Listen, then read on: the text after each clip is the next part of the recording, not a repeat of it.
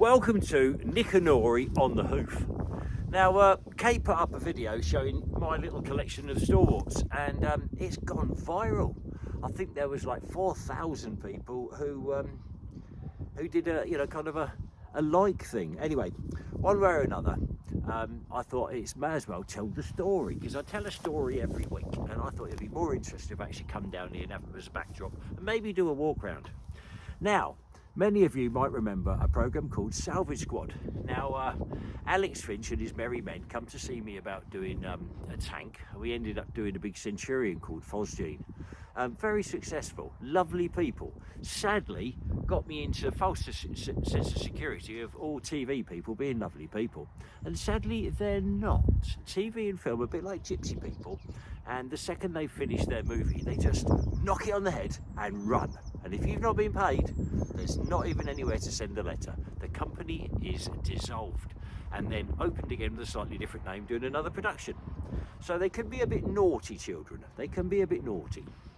Anyway, after we finished Salvage Squad Centurion, they rang me up and said, Nick, we noticed you had a few stalwarts about, and do you know much about them? And I said, well, I kind of started on stalwarts. I used to buy them from Budge, and he used to sell the Mark IIs for £1,000 and the Mark I's for 500 quid, which was, well, he didn't strictly sell them. It was the official receivers.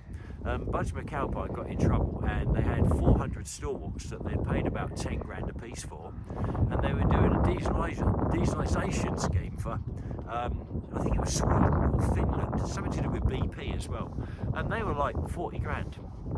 Anyway, the official receivers, Mr. Butcher, I remember him, he got involved and he was hacking their stock away. 500 quid and 1,000 quid, and I was buying lots, and I had a butcher shop at the time. And I used to take him to this farm where I was friendly with the owner, and used to leave a couple there, and I'd just hand paint them and put him in the auto trading, and I'd buy them for £1,000, and they used to sell at 2.5 grand really well if they drove up the road nicely, which they all did. I was picking the best ones. Anyway, they said episode 2 is going to be a stalwart, Nick, but we can hardly have you on the show because we've already had you once. But we found a guy with a stalwart, but he's got some bits missing. And I said, yeah, it'd be all the swimming bits, wouldn't it? And they go, yes it is, funnily enough.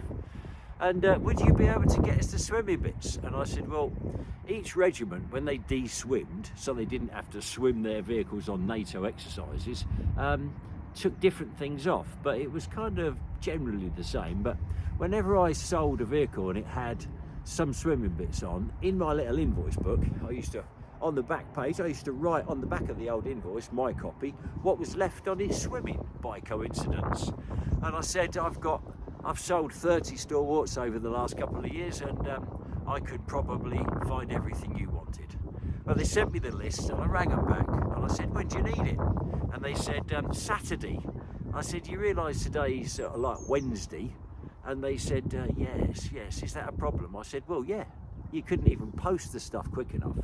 I said, the only way that's going to happen is if you give me a great big lump of money, and I go and get in my old Range Rover right now with my mobile phone, and this was years ago when mobile phones were quite woo. So off I go with my receipt book, and I'm driving along, and I'm ringing people, obviously pulling over, and I'm going around picking up these bits around the country, and I roll up at one place, and they had loads of stalwarts, and the bloke was called Coochie Bear. Now, I'd been told about this guy, and he's called Coochie Bear because he looked like a little bear. He was like that little bear on the Wimbledon thing with the squirrel, you know, oh, shine, like him, little ears, and ever so hairy, and lovely little guy. Anyway, I got chatting to the bloke, and he said, look, I can't really let you have anything because they don't belong to me, and I'm storing them. But I'll be honest with you, I've shifted them all, and I've stored them all, and I've not been paid, and I'm not a happy bear. And I said, well, fancy a cash bit, you know, on like, well, there's one on the end, he said, that's already been broken partly, so I don't think it'd matter if you had a few bits off that, and that'll kind of weigh me up a little bit against me rent. So I took a few bits off, and that was helpful.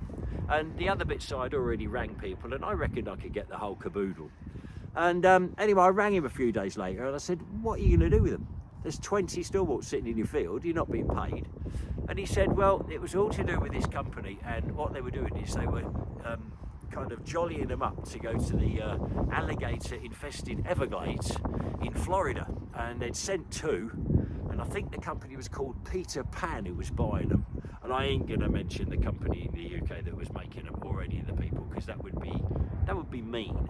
Anyway, it turns out that when these 2 got there, within like a couple of hours, one of them had like drifted off with all these alligators going chop, chop, chop, chop, chop, chop, chop, chop, at all the people. I think you go out in the store and you like feed the alligators, but while you're moving along, it's not so dangerous. But when you kind of run out of, when it's sinking and it ain't running and the batteries are going flat and the little man in the front's on the wooden handled bilge like this, and it's still getting lower, and the crocodiles are like climbing on top of each other and getting higher, people got nervous.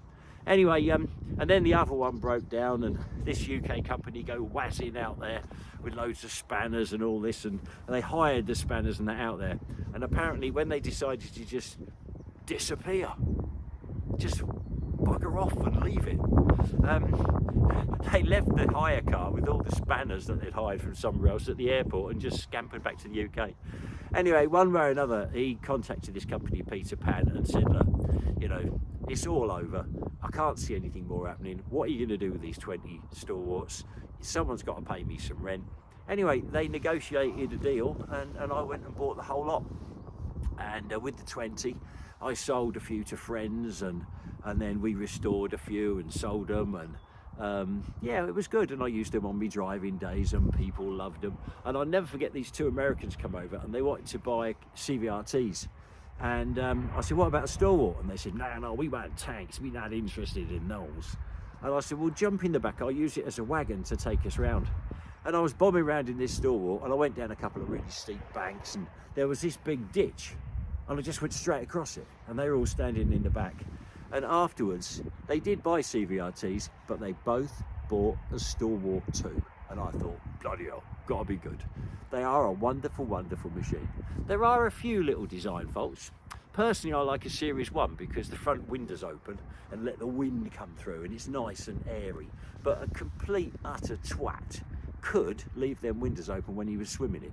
And that wouldn't be a good idea. But basically, you get the wind coming through the front, and on the gear shift, you've got like slots, like a Ferrari. You know the first Ferrari you ever bought? Well, it had a kind of a slot thing that you had to put your gear lever in, whereas the Series 2s, it's a bit like stirring soup, and you have to get kind of used to where the gears are. And they've also got a compressor just here, a takeoff just here, so you can plug an airline in to blow your tyres up. But the Series 1s have got a gauge, so you know what pressure you are when you're spraying. I used to use one for spraying in the quarry. I used to restore all my stuff outside, and I used to literally spray off a compressor ticking over. Beautiful things. Faults, well, the main one is the handbrake is right underneath the 100-gallon fuel tank. 100 gallon! Right, and it's a ratchet type handbrake. So when you get in, you think, I wonder if the handbrake's on, and you give it a pull, and it gets all floppy, and you think, no, it's not on, but it's moved a little bit. And then the next person jumps in, I wonder if the handbrake's on, he pulls, no, it's all floppy. It's moved a bit more on the ratchet. Every time you get in a Stalwart, you should always put the handbrake on, which is about 12 good ratchets, until you're going, ah! And then you press the button on the end, it goes bang! And if it doesn't go bang, it hasn't popped off. And that means it's rubbing. And what you do, I remember Nigel, they were swapping a clutch in the Stalwart for me, and I had to go up and see Mr. Witham. And I said, don't drive it till I'm back. No boss. So I get this phone call, Nick, the Stalwart, it's on fire, I don't know what to do. I said, well, how's it on fire in the workshop? He says, not in the workshop, it's across the fields. I said, I told you not to drive it. He said, what do I do? I said, get a sharp knife, run over, lay in the ditch and cut your throat. I was quite annoyed. Anyway, they managed to doff the fire out. But basically, you've got these two big drums right underneath the fuel tank, and all the leaves go down the gridding and that, and there's always a bit of oil and shit in the bottom. And when you're driving along with your handbrake slightly on, it starts to get nice and warm. And then it gets really warm, then it starts to glow red hot, and everything down there just bursts into flames. It just flashes up, and you can put it out, but it flashes back because the casting and the metal is glowing red hot. Very hard to put out. They had a couple of things just behind here, and when you went, it would fire off the extinguishers. And if you're in a convoy and the one in front of you suddenly went, and They were fuel carriers. What basically the person in front of you and the person behind you in the store had to do it as well, and then just run away. Yeah, that's very, very dangerous. I do know one or two people who have converted the engines to diesels, and I have got 2 diesel stalwarts at the moment. One has got a K60 out of an Abbott, and one has got some great big Cummins turbo.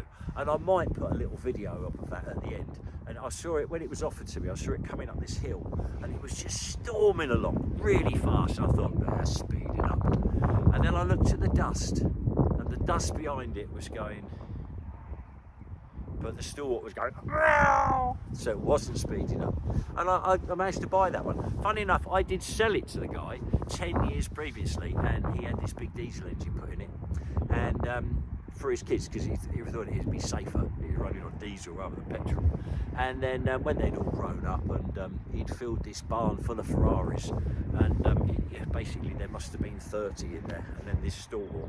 And he wanted a bit more space, and he did me a nice deal on the old stalwart with this big turbo Cummins in it. So the stalwart's a good idea. I could tell you all sorts of little fun things. There was a place in Toddington I used to play, and where they used to store the plane-ins to go that were taken off the M1. And I used to go along and then come down the edge of this bank of plane-ins, and it was so steep. While I hit the ground, it used to break the indicators on the front. Literally, it just rammed in and went, "Whoa." But they're so forgiving, and the steering is so good.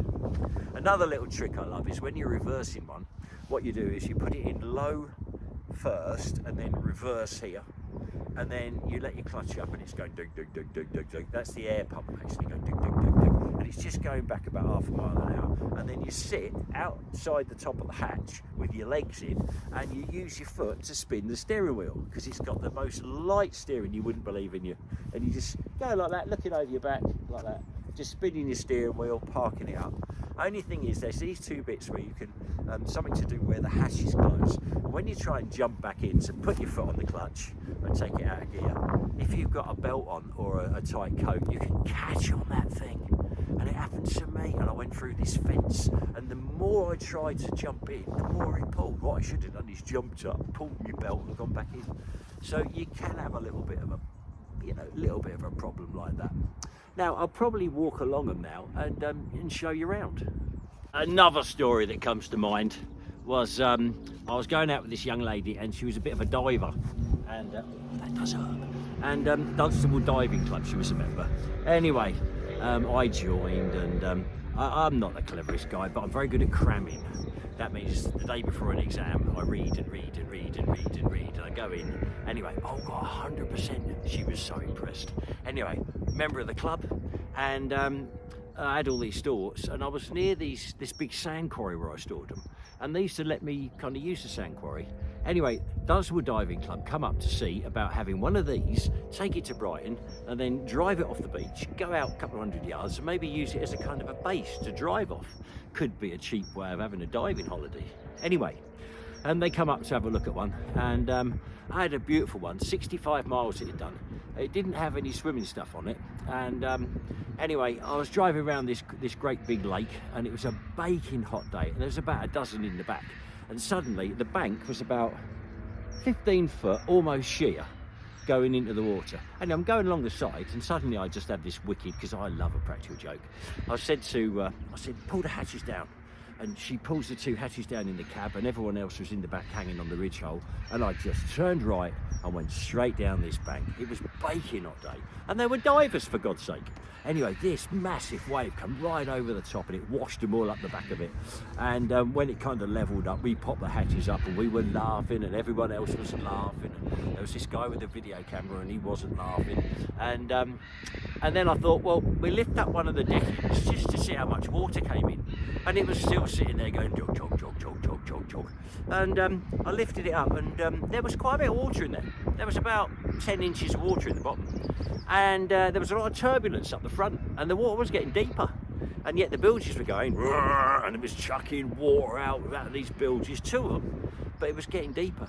Anyway, it was going to sink. And you know all that bollocks about the captain being the last one to leave the ship? Well, I stood on the side, and I remember I was really thirsty, and it was baking hot day, and this water was so crystal and very deep. Anyway, I dived in and I swam down and I swam down, and the water got colder and colder as I went down. And then I purged as I went, really, because remember I was diving now.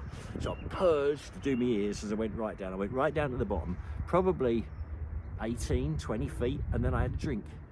Then I swam back up, and as I come back I went, letting my air out all properly. And I went over to the shore, and I had driven it as far as I could up the shore, but it was still, because it was the draft of the thing, I was still 15 feet from the actual bank. And I shouted to the bloke with the camera. I said, chuck me the camera. He says, I'm not chucking it, it's new. I said, don't worry about it. I used to be a goalie for Luton Football Club. Throw it.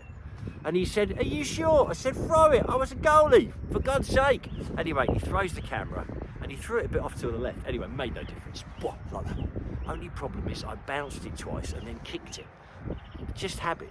Anyway, next thing, they all start jumping in the water and swimming across. And the next day I went back with 3 abbots, and I shackled the 3 abbots together, and I drove them down the bank a bit, and then I connected them onto the front of the stalwart. And with me too, I had this little band of, like Fagin I was, these kids, they're all about 14 helping me, and we backed it up, and I left the stalwart on the side of the bank. And then I went in with about a quarter of a tank, come out with a full tank. It was brilliant. Sadly, it was water, but you can separate water and petrol. It's really easy. Anyway, I undid the carb and I undid everything, and we just left it. And it was a real hot period. And do you know what? The sun just steamed everything off. And in about 3 days, I had to go at it, and we had it running in the afternoon. But the starter used to stick, just occasionally. Quite a lot. I used to have to hit it with a bit of scaffold. 65 mile it was. And I remember selling it to this man, and he sent it to America. And he did mention something about the starter. And now perhaps he'll watch this and he'll know who he is, and he'll remember it. It was 25 years ago. He'll remember it and think, Nicky Mead, you bastard. You sold me that thing with a fucking dodgy starter. I've just give a clue who it was. Who was shipping stuff to America 25 years ago. Think about it. So yeah, another story. This is one of my full swimmers, and yes, it's been done for search and rescue, so basically it's kind of modernised. It's got a different dash in it, but full swimmer, road registered. It's not easy to road register these, they're a bit over width, so it's not easy to outflank DVLA these days. But years ago, if you took it into your vehicle licensing office and they said, oh, I'm sorry Mr. B, this is too wide, you said, oh sorry, and then you went to Bedford and they went, oh sorry, this is too wide, and then I'd go to Luton and they'd go chunk chunk, done. Yeah, or Aylesbury. Had one of them little licensing offices every town, and most of them didn't know their arse from their elbow when it comes to the military stuff. Oh, what a laugh. Yeah, we've got three full swimmers ready to go, but they're quite a lot of money now. These will probably end up in somewhere like America or New Zealand. They love that kind of thing. And yeah, they'll probably make best part of 30 grand. When I bought the 20, this was partly stripped. Now the Army always strip their very best vehicle, because then all the spares that are coming off it are like new, and they're not spreading unreliability right through the fleet. Now I've carried on stripping this, and I've sold all sorts of things. I've sold the Doughty tubes, I've sold the engine, gearbox is still in there, transfer box still in there. I can see some fancy bits of linkage there that to do with the forward and reverse. Not much in the cab. Well, I don't know. There is really, isn't there? Yeah, most of the stuff's in the cab. The seats in this were like new, so I sold those. And these sides, they're solid. Well, when I say solid, they're all aluminium, and they're worth quite a lot of money. They're like 700 quid a piece. So when people think these are worth nothing, you've got the back and the 2 sides probably make 2 grand on their own. On the exhaust, it's 2 pipes up there, and then runs into 1 pipe that goes over there. Now, my little trick was when they got the 2 boxes got a bit rusty, I used to cut the pipe off there, then put a bit of 30-mile-an-hour road sign on there, and it had a lovely roar. And whenever I saw a 30-mile-an-hour road sign knocked over on the side of the road, I'd always go back a few days later with my steel saw and cut it off. And I remember one day there was a thing in the paper about somebody stealing road signs, and they must have thought that they weren't knocked off, and people are just nicking them. Looks like I've sold a couple of tyres off that, wheels and tyres. Sometimes people have these things and the sides are quite badly dented. I've got good sides. This is the second one we're breaking. The desirable bit is the hub and the bevel box. And I mean, if you drive these on the road, you can get wind up on the tyres because it's 6-wheel drive constant, and with that you tend to kind of stress them. But if you keep them full of oil, and another trick you can do is you can dick around with the suspension here, and you can wind it up and down on those bits there. And if you can get this so as it's as straight as possible, like it's got 5 ton in the back, then it's running straight and there's less friction and it won't warm up as much. Look at the brake pads in there. Look. All these stalwarts are done between 50 and 90 miles. They're all like brand new. Some had got like 12 miles. See that bird's nest? People think I'm a bit of an ecological disaster, but I'm absolutely the opposite.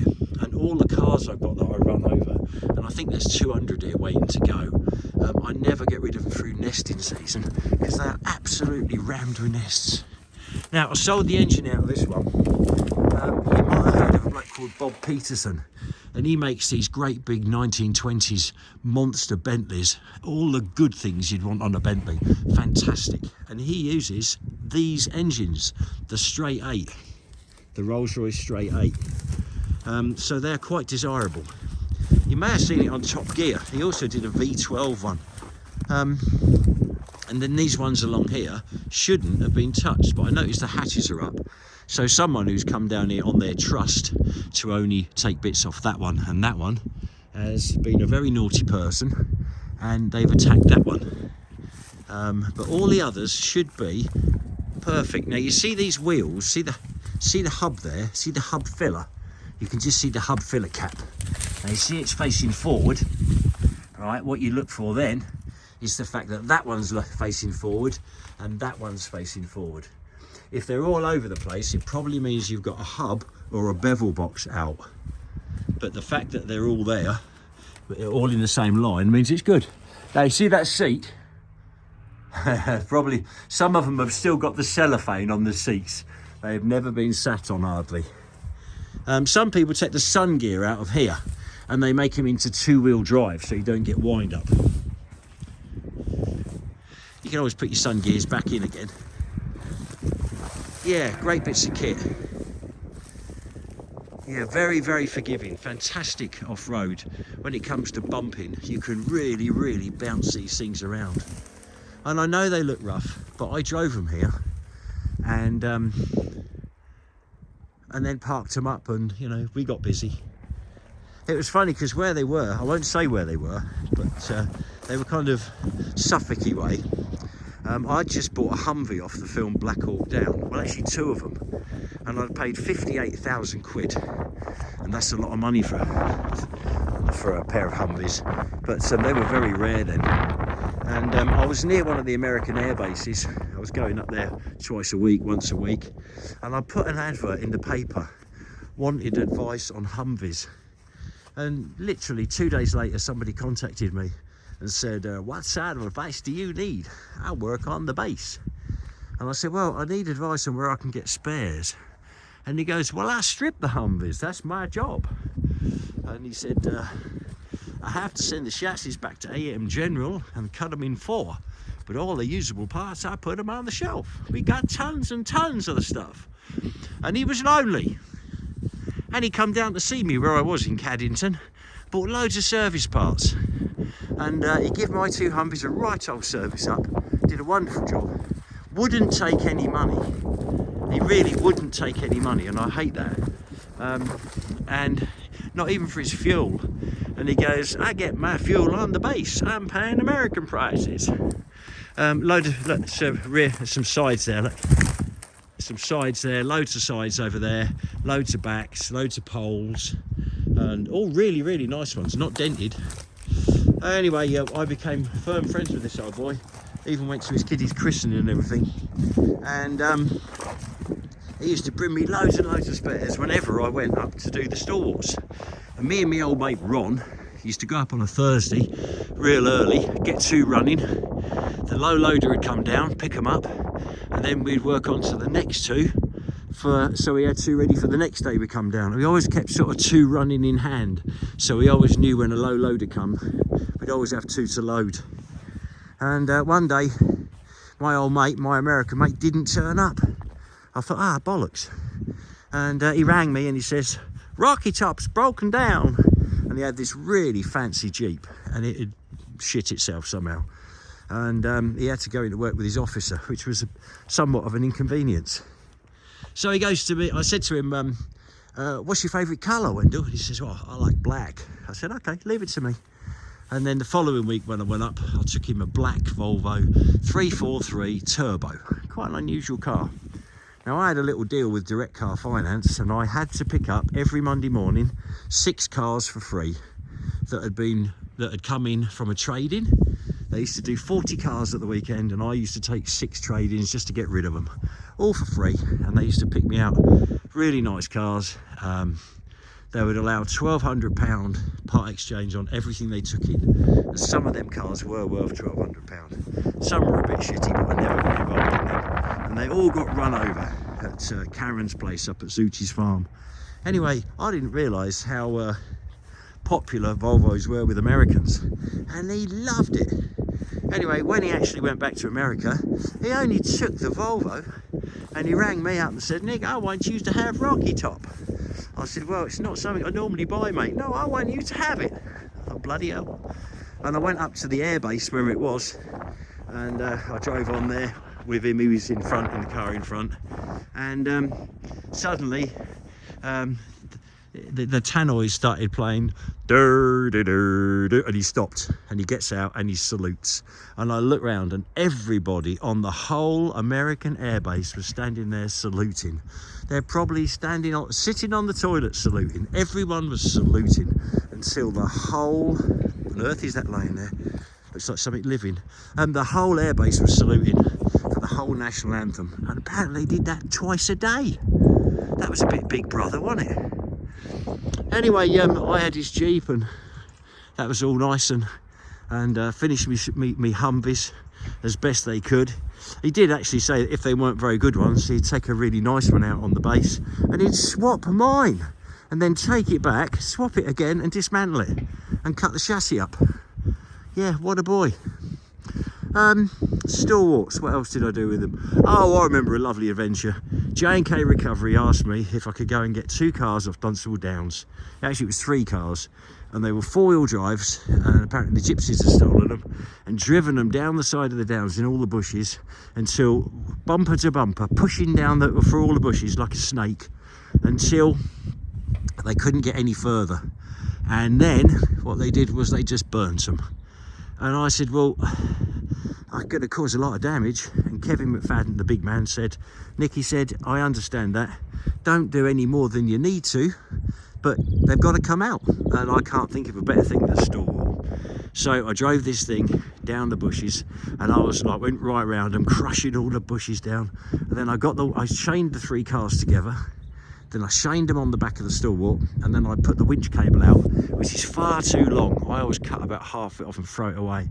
And then I put it in a great big circle around about 40 yards of bushes, and then connected it back on the Stalwart. And then I put it in first gear and I started winching myself up the hill, and it pulled all these bushes into a great big clump. The clump was getting tighter and tighter, and then suddenly there was this little group of like twitchers, and this bloke was revving his head off. What are you doing? And he couldn't see the cars behind me because the bushes were so tight behind me. And I just said, I'm green laning, mate. It's a new sport. Everybody's doing it. I can go anywhere I want. A right to roam. And he went mad. And then later on he saw the cars. And apparently burnt cars can be very dangerous. If you like mess around with some of the electrical parts, it could eat into your flesh and just keep eating. How about that? I could do this live so people can ask things. But if anyone wants one of these stalwarts, I would sell one. And I'd say something like, I mean, I did write like marks out of 10 on how they drove on the front, but the paints fell off. The last 2 I sold were to Marvel films for Black Widow, and they were lovely people. I sold them 2, and they bought 2 elsewhere from up north that had diesel engines in them, and they rolled up with all the sides, my engines, my gearboxes, the diesel engines and the Stalwart gearboxes connected, and they brought them down and just gave them to me. And then they rang me and said, if there's anything you want, get down here quick and you can have it, everything. And I didn't get time to get down there, so it all got scrapped. But they did bring me like all the sides that were over there, and a lot of extra wheels and tyres, and yeah, great stuff. And when I watched the film, I couldn't see any Stalwarts, and I was quite disappointed. And then I noticed a BTR 60, which is a Russian troop carrier type vehicle with 8 wheels. And this BTR 60, bombing along through Czechoslovakia, only had 6 wheels. So there you go. They built BTR 60s, 6-wheel versions, like on the back of the Stalwarts. And they did say I'd get an opportunity to buy those, but that never really happened. So yeah, if you want a Stalwart, I think these are probably worth, I don't know, 5 grand. They break for a lot more because the engines make about 4 grand. And then you've got a gearbox, transfer box. But the real thing is the hubs and the bevel boxes. They're probably worth 500 quid a piece. And you've got 6 of each. You see how it starts mounting up. And those wheels, they're probably worth, I don't know, a couple of hundred quid each, wheel and tyre. And then the sides, 700 quid for the sides each. Probably 400 quid for the back. So just in sort of scrapping and the big bits. Then these headlights, they're the same as on a 432 on the inner ones. The outer ones are rounded, so they're worth, oh, I don't know, 100 quid. So they do break well, but I don't want to do that. I'll keep a couple for breaking for my own vehicles. But when I look in here, look at that seat, it's curled up, but you could tell it was like brand new. And the passenger seat, again, brand new. Yeah, very, very clean vehicles when I got them. But like I say, I can't restore everything. So there you go. That's the story of the Stalwarts. The last time I took one on the road was for a charity function in Toaster, and on the way back I got a puncture. And anyway, I stripped the wheel out. It's a split rim thing, and when I pulled it out, there was an air tyre inflator, a big one, inside the tyre, and it had been between the tyre and the inner tube, and with the friction it had worn through. So whoever did that job last on that vehicle's probably still looking for his tyre inflator, and it's like a foot long, you know, one of those big ones. So there you go. If you want any other movies or any other stories about the stuff we got laying on the farm, just like and request. Cheers. This is one of my full swimmers, and yes, it's been done for search and rescue. So basically it's kind of modernised. It's got a different dash in it, but full swimmer, road registered. It's not easy to road register these. They're a bit over width. So it's not easy to outflank DVLA these days, but years ago, if you took it into your vehicle licensing office and they said, "Oh, I'm sorry, Mr. B, this is too wide," you said, oh, sorry, and then you went to Bedford and they went, "Oh, sorry, this is too wide," and then I'd go to Luton and they'd go, "Chunk chunk, done." Yeah, or Aylesbury. I had one of them little licensing offices every town, and most of them didn't know their arse from their elbow when it comes to the military stuff. Oh, what a laugh. Yeah, we've got three full swimmers ready to go, but they're quite a lot of money now. These will probably end up in somewhere like America or New Zealand. They love that kind of thing. And yeah, they'll probably make best part of 30 grand.